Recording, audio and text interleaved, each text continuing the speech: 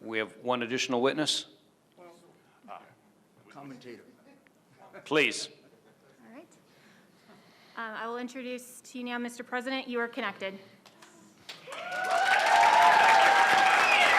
you very much. I've been watching the hearing on OAN, and it's on a couple of other great networks, but I really appreciate being asked to speak.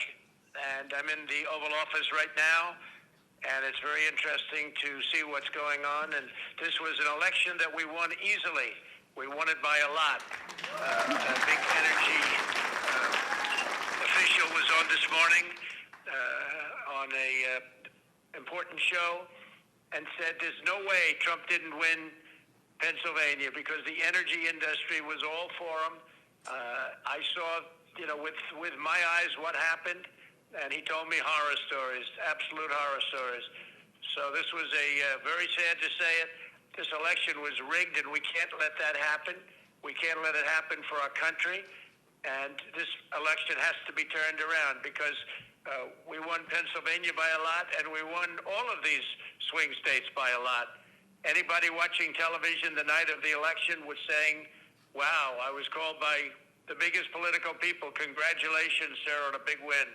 And all of a sudden, ballots were dumped all over the place, and a lot of horrible things happened. And everybody in that room, I want to thank all of the people that signed affidavits and all of the speakers. You're fantastic people. You're great patriots. I want to thank the senators for being there. And it's so important. Day before Thanksgiving, it really represents somebody. Between the voter suppression and all of the horrible things that happened to poll watchers, we have poll watcher affidavits piled up to the ceiling. They're all over. They were treated horribly all over this, all of these swing states. I mean, virtually all of the swing states. And many other things were happening that were horrible, just horrible. But the poll watchers weren't allowed to watch. They were, in many cases, whisked out of the room, not only into pens that were 20, 30, 40, 60, 100 feet away, where you couldn't even see. They were using binoculars. People are reporting that they had to use binoculars, and that didn't work. If you were a Republican poll watcher, you were treated like a dog. And the Democrats had no problem, but they were rough. They were literally pushed out, and it was rough tactics. This is what happened here. This is not the United States of America, what happened, and I think everybody knows that. That's why you're there, and that's why you're so vehement about it. We have many cases of people walking in. A woman, an elderly woman, walks in looking forward to voting November 3rd and says, oh, good, where would I go about voting? I'm sorry, you've already voted. Your ballot is in. I said, no, I didn't vote. No, your ballot is in. You've already voted. In all cases for Biden, by the way. She said, no, I want to vote. Nope, your ballot is in. And then they give her a provisional ballot to sign, which goes nowhere. It's a disgrace that this is happening to our country. We won this election by a lot. We got 74 million votes. And if you would have said 74 million votes the day before the election, every single professional in the business would have said there's no way of beating that. We got 11 million votes more than we had 4 years before in 2016. And we got many votes more than Ronald Reagan had when he won 49 states. And nobody would have said we even had a chance of losing. And all you had to do is take a look at the numbers at 10 o'clock in the evening when everybody thought the election was virtually over. And then very weird things happened. But they're not weird to professionals, and they're not weird to Dominion and other people that operate machines, and they're not weird to the people that handle the ballots where they were flooding the market. People were getting 2 and 3 and 4 ballots in their home.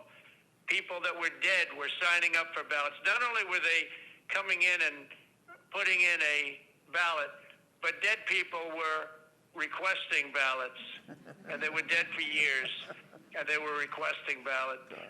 And the whole world is watching us. The whole world is watching the United States of America, and we can't let them get away with it. And we have judges that are afraid to make a decision. We have judges that don't want to do the same thing. Well, a very good lawyer said, well, sir, I mean, that's a big statement for a judge to overthrow an election. I said, really?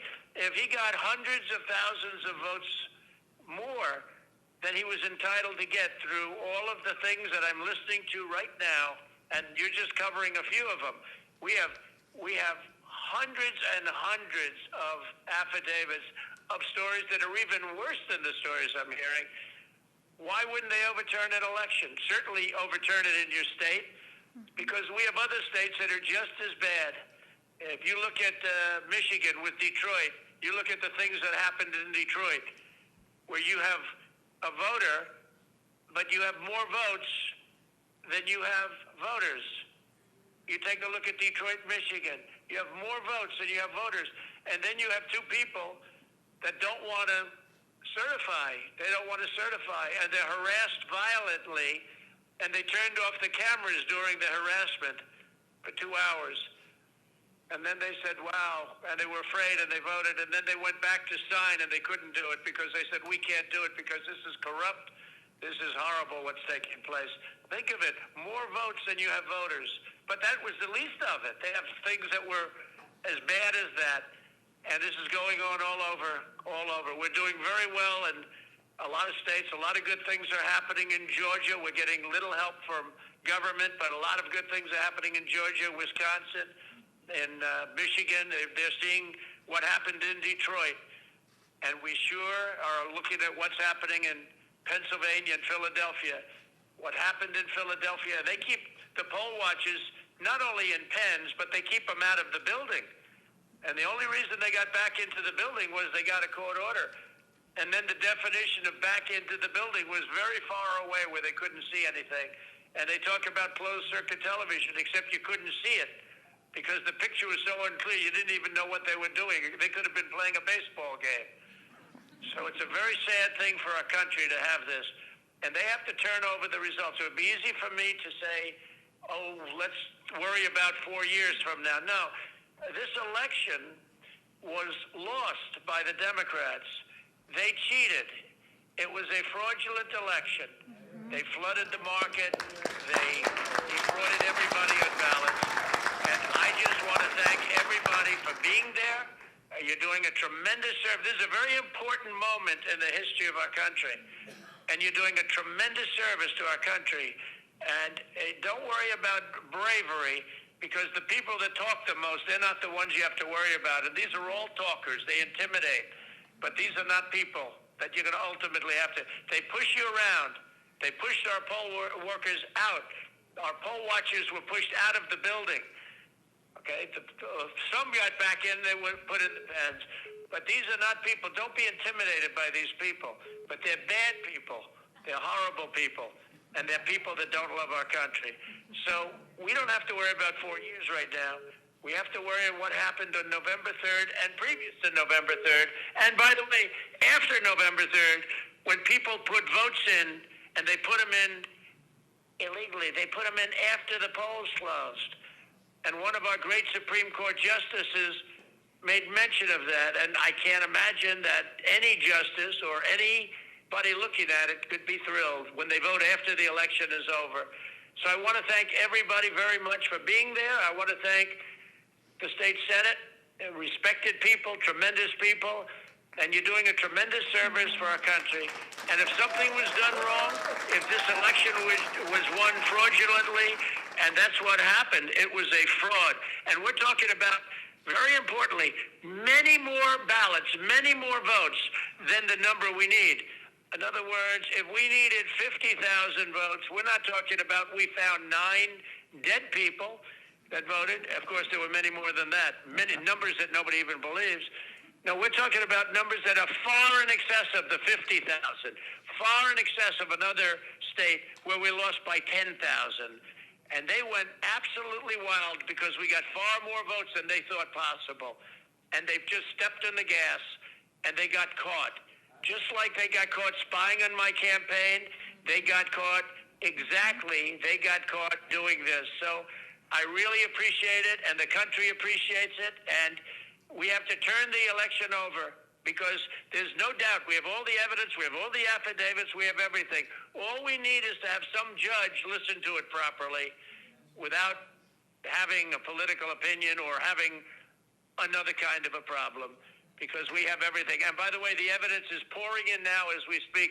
And I want to thank Rudy Giuliani for having the courage to do this because there are other lawyers that backed down because they were being screamed at. Rudy is the greatest mayor in the history of New York, and there's a reason. He's got great courage, and he doesn't care. He wants to do what's right. And I told him the other day, Rudy, you were the greatest mayor in the history of New York, and you see what happened to New York without Rudy. You were the greatest mayor, but this is more important. What you're doing now is far more important than being a great mayor of the city of New York and being its greatest mayor by far. By the way, by far. This is going to be your crowning achievement because you're saving our country. Thank you all very much. Thank you.